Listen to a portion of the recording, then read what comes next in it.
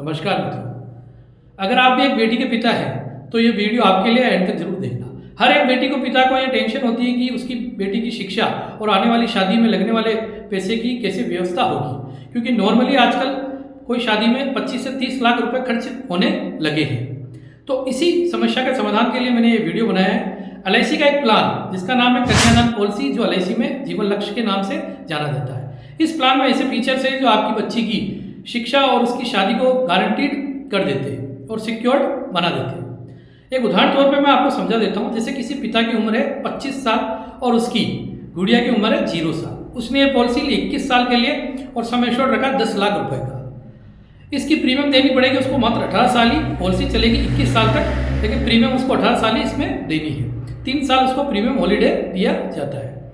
18 साल की प्रीमियम आएगी उसकी मंथली 5,000 रुपये, क्वार्टरली आएगी 15,000 रुपये और हाफ ईयरली आएगी 30,000 रुपये और ईयरली आएगी 60,000 रुपये। ये प्रीमियम वो देगा 18 साल तक। 21 साल होते पहले उसके को मिलेंगे पूरे 21 लाख रुपए, वो भी गारंटीड और टैक्स में। अब इस पॉलिसी का एक और फीचर है, अगर पिता के साथ कोई मिस हैपनिंग हो जाती है या कोई दुखद घटना घटित हो जाती है पॉलिसी अवधि के बीच में, तो इमीडिएटली उसका नॉर्मल इंश्योरेंस 10 लाख का उसके नॉमिनी या उसके परिवार को ये दिया जाएगा। अगर एक्सीडेंटल घटना घटित हो गई तो उसके परिवार को 20 लाख रुपए या उसके नॉमिनी को दिए जाएंगे।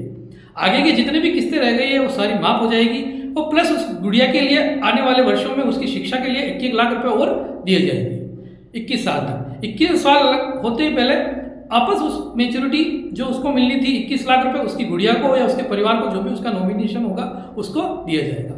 तो एक तरह से देखा जाए तो उसकी ये पॉलिसी के अंदर उसकी गुड़िया को पूरा सिक्योर कर दिया गया है कि उसकी आने वाले कुछ भी दुखद घटना के कारण भी उस गुड़िया की शिक्षा और उसका भविष्य पूरी तरह सिक्योर्ड है और उसको 21 लाख रुपए का जो पेमेंट मिलना है वो किसी भी परिस्थिति में मिलेगा ही मिलेगा।